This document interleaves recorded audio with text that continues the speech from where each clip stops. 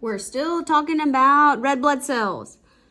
We talked about how we make them, how we can influence them. Now let's talk about destroying them. Red blood cells do not circle the blood forever. They have a limitation because they don't have a nucleus. So due to the fact that they do not have a nucleus, they are unable to divide. They are unable to grow. They are unable to make new or repair damaged proteins, the hemoglobin. So that means ultimately they get old. And as they get old, they lose flexibility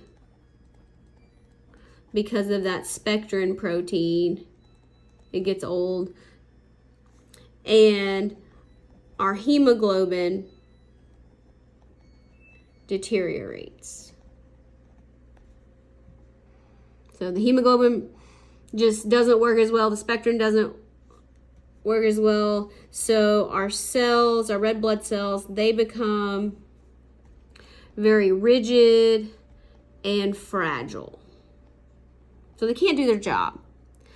So generally, a red blood cell is going to last 100 to 120 days.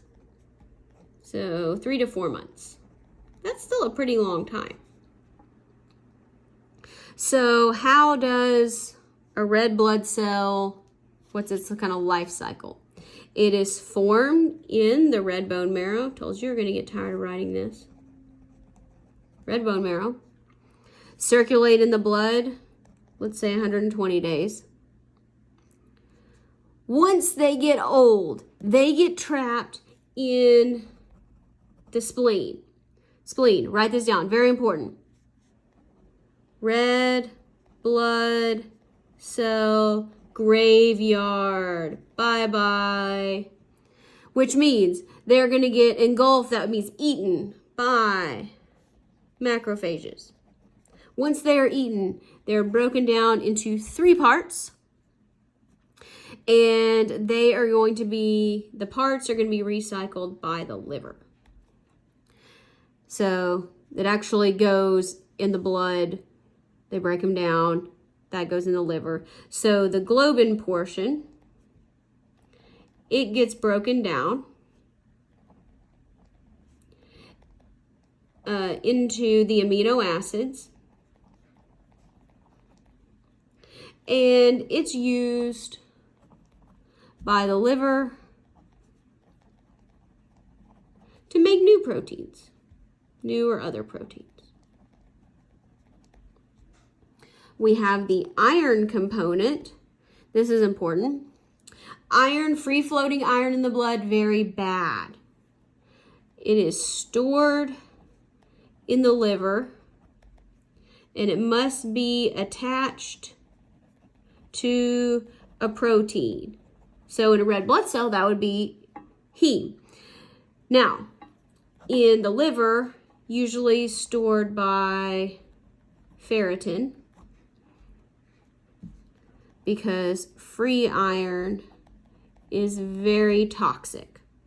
But if it's bound to a protein, it's much safer. And then we have the heme portion. It gets broken down or degraded into bilirubin. Bilirubin is yellow, a yellow pigment. And it's used to make bile. All right, so if you have too much bilirubin, people turn a yellowish orange color. That's called jaundice. You may have seen that. Hopefully you haven't experienced that. Okay, so let's turn the page now. How do we make red blood cells? How do we get all these ingredients for them? First of all, we gotta have some iron.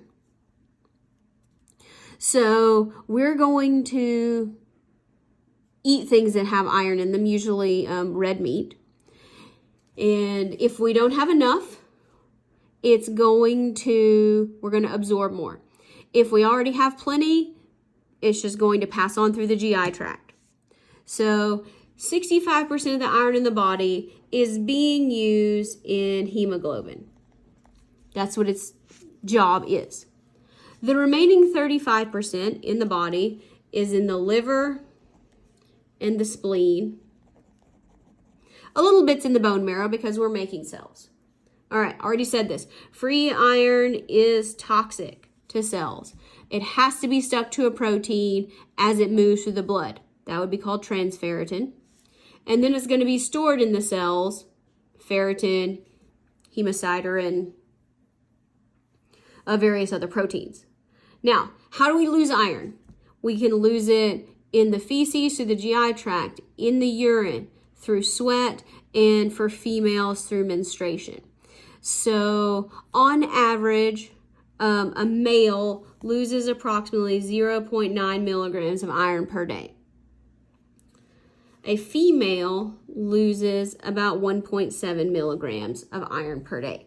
So females are much more likely to be iron deficient because they lose more, and generally speaking, females do not eat as much red meat. So it's kind of a double whammy there. All right, we also need our B complex vitamins. So there's several of these. Most important are B12 and folic acid. These are important for making DNA. So every cell that's dividing needs B12 and folic acid, including red blood cells. Now,